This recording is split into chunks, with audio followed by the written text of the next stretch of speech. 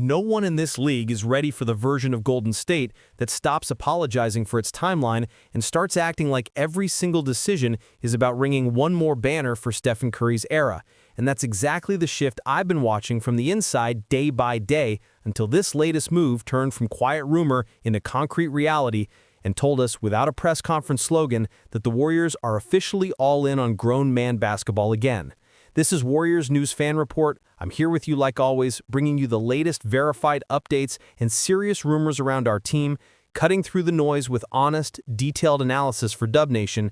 And what I'm going to walk you through today is not just a headline about a veteran big, it's the blueprint of how this franchise is trying to squeeze every ounce out of this 2-year window built around Steph, Jimmy Butler III, and Draymond Green without mortgaging the future of guys like Kuminga, Podziemski, and Moody. To understand why this move matters so much, you have to start with where the Warriors actually were before it became official. A team loaded with shot creation and intelligence on the perimeter, still dangerous in big moments, but carrying a real question at the 5 that every serious opponent could see. Could this rotation protect the rim, control the glass, and survive playoff minutes against elite size without burning Draymond out or asking too much, too soon from Quentin Post and Trace Jackson-Davis?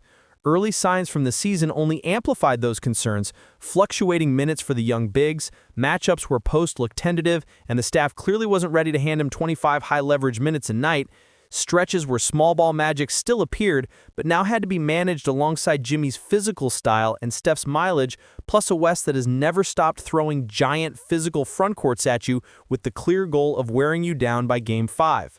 The front office could see it, the coaching staff could feel it, and anyone who's watched this league long enough knows if your center rotation is a question in October, it becomes a problem in May unless you do something deliberate.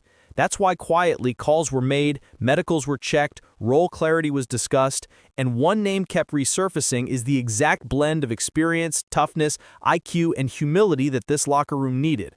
A player who has seen every coverage, guarded every superstar, spaced the floor in deep playoff runs, and doesn't need touches or attention to impact winning. And then it happened.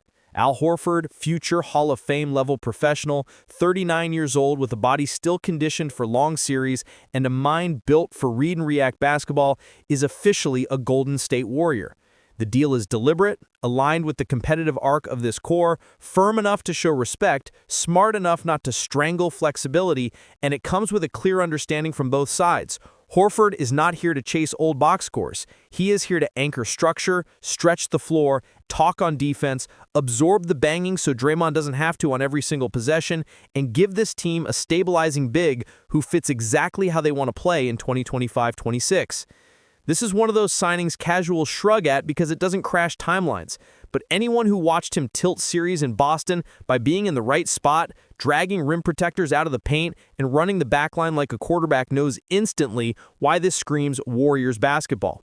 The way his minutes are being managed early, low 20s, careful with back-to-backs, isn't caution out of fear, it's evidence of planning. You don't sign Horford for early season stat chasing, you sign him so when you stare down Jokic or a locked-in Anthony Davis or any jumbo frontline in a 7-game war, you have a veteran who can hold his ground, contest without cheap fouls, rebound in traffic, and still step out to hit the pick-and-pop 3 that punishes defenders who dare to sag. The connection with Steph is natural. A big who screens with purpose, understands angles, flips at the right moment, rolls just enough to occupy help, and then fades into open pockets where Curry can find him in rhythm. Every time Horford's spacing drags a big 2 steps up, a lane opens for Jimmy to slash. A cut appears for Kuminga to detonate. A pocket of space clears for Draymond to short roll and create without ramming into a crowded paint. Nothing about this is theoretical. Horford has done it under the brightest lights, and now he's wiring that experience into a roster that desperately needed that presence. Defensively, the effect is just as immediate. Golden State at its best is 5 connected minds, switching with purpose, stunting on time, rotating on trust. That had wobbled with young bigs learning on the fly. Horford changes that. He calls actions early, recognizes Spain PNR before it unfolds, knows when to drop, when to switch, when to peel back to the weak side shooter, and he erases mistakes that would bury a less experienced group. That calms the entire unit. Moody can chase over screens, knowing there's a backline that understands timing. Jimmy can take selective gambles, knowing there's structure behind him. Steph can dig in on the ball without constantly fearing what happens if he gets clipped. And Draymond finally gets oxygen. No longer chained to full-time 5, he can toggle between roamer, helper, and emotional engine while trusting another adult big to share the responsibility. That's how you stretch his impact into May instead of draining him in February. The organization is also not naive. Adding Horford doesn't make them bulletproof, and they're still scanning the market for another complementary big if the right scenario appears mid-season. That's not doubt, that's respect for a long schedule and a 39-year-old frame. There will be off nights, stretches where the shot isn't falling, games where rest is non-negotiable. The key is that even when the numbers are quiet, his floor of competence is so high that he's still in the right places, boxing out, screening, directing traffic. Once his outside shot regresses to the mean, he becomes one of the cleanest, low-usage, high-impact bigs you can plug next to a heliocentric creator like Curry. In the meantime, his presence gives the staff the freedom to treat post and trace the right way. Pick their matchups, not throw them to the wolves because there's no one else. That's what contender development should look like. Support, not desperation. Bringing Horford in also sends a nonverbal message about standards. Inside that room, it tells Kuminga his leap is real, but greatness is in the details Horford lives by. It tells Podziemski his feel is special, not sharpen it next to a big who reads the game a beat ahead. It tells every role player that minutes must be earned at a higher intellectual level. Communication, positioning, discipline. That's contagious and absolutely vital for a group trying to blend an all-time shooter, an elite two-way dog like Jimmy, an emotional axis like Draymond, and a wave of young talent into one coherent identity. It even protects Steph psychologically, sharing the floor with a big he respects, who has beaten him and battled him, who will be exactly where the playbook demands, takes weight off his shoulders. When he darts off a stagger, Horford will angle that screen. When Steph turns the corner, Horford will drift into the clean window. When traps come, Horford is a safe release valve who can shoot, swing, or initiate the next action without panic. Superstars at this stage deserve that security, and this move provides it. Off the floor, the fit is just as precise. Horford is professional to the core. No drama, only work, accountability, film, routine. That's the kind of presence you drop next to Curry, Butler, and Draymond when you want a leadership core that runs the locker room so coaches can coach. It's essential in a market where every loss is magnified and every rumor becomes noise. The front office didn't just buy numbers, they bought habits, and they're betting those habits will bleed into the younger core, anchoring one last serious run instead of a nostalgia tour. Yes, there's risk in betting on a 39-year-old big, but the structure of this contract and the shape of the roster mean the Warriors can live with the downside. If his body betrays him faster than expected or the shot doesn't stabilize, he shifts from pillar to depth and the team can still pivot. If he's even close to the player he's been the last few years, they've locked in a playoff-level center from day one instead of scrambling in February. Serious teams remove uncertainty early. That's exactly what this is, a preemptive answer at a position that was flirting with becoming a liability. And there's another angle I want to open for you because it's something people inside the league notice, even if fans only feel it: tempo control. The Warriors at their peak not only played fast, they controlled whose terms the game was played on.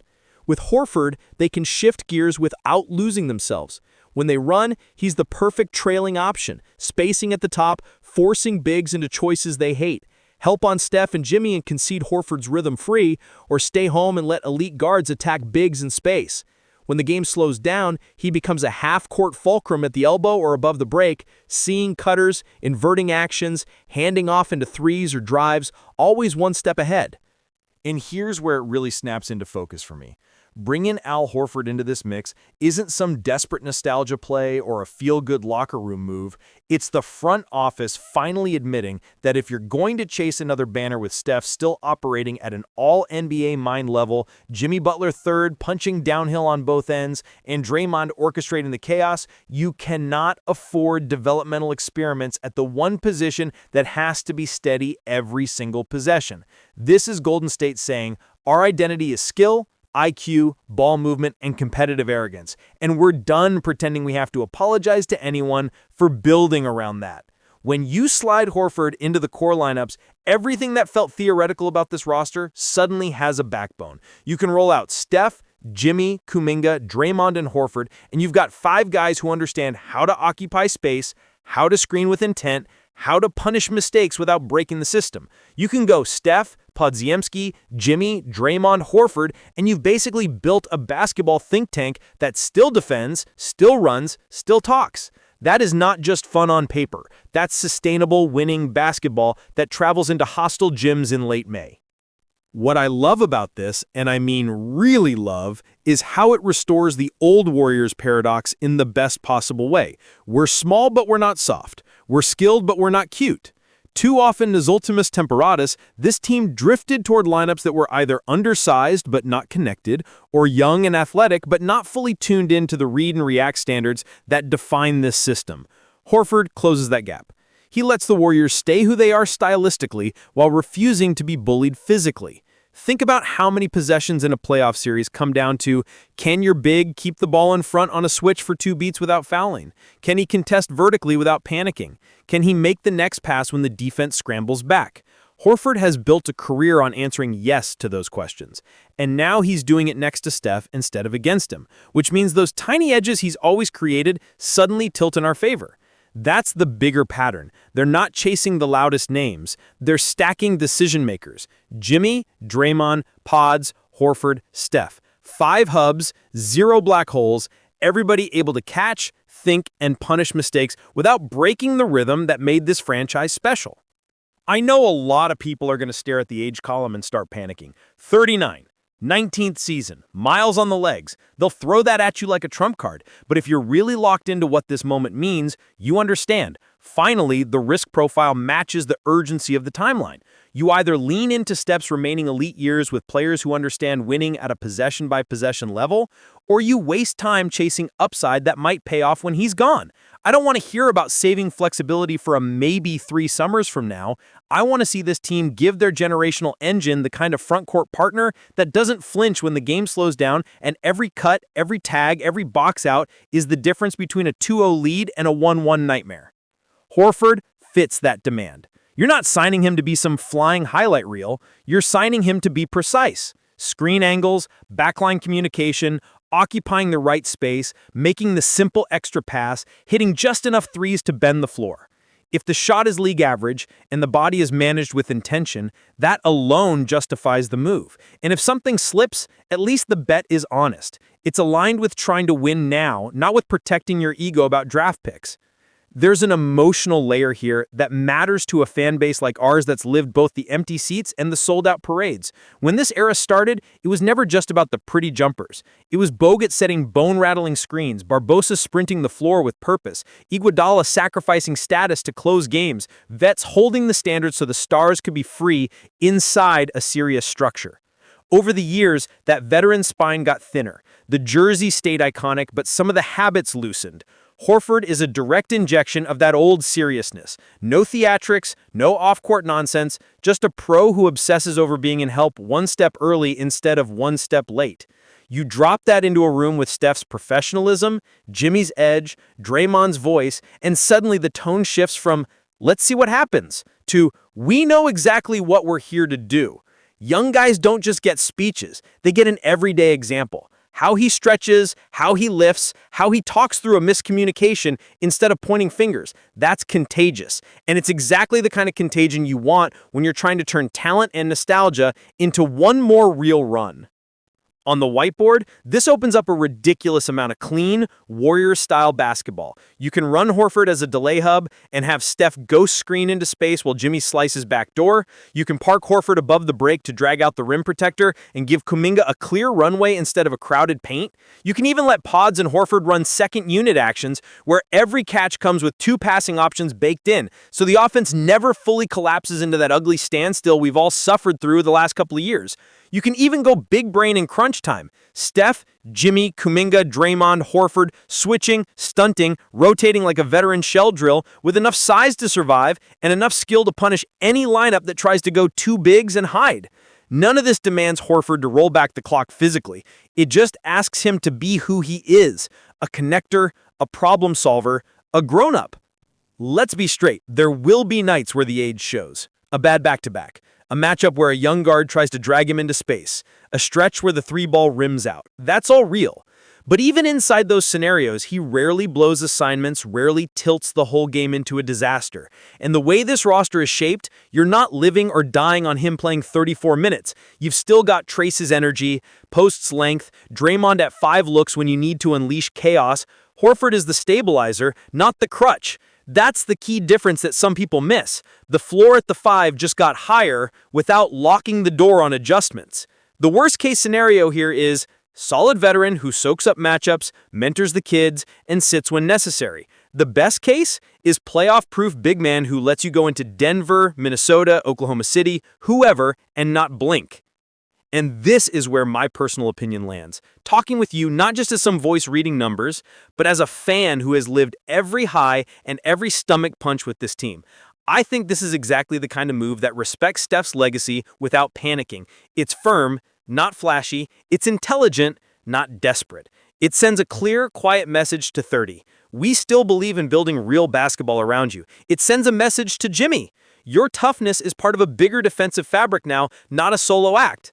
And it sends a message to Kuminga, Pods, Moody. The bar is higher, but the environment is better. You want minutes? Match the standard that a 39-year-old is upholding every possession. That's how real contenders operate.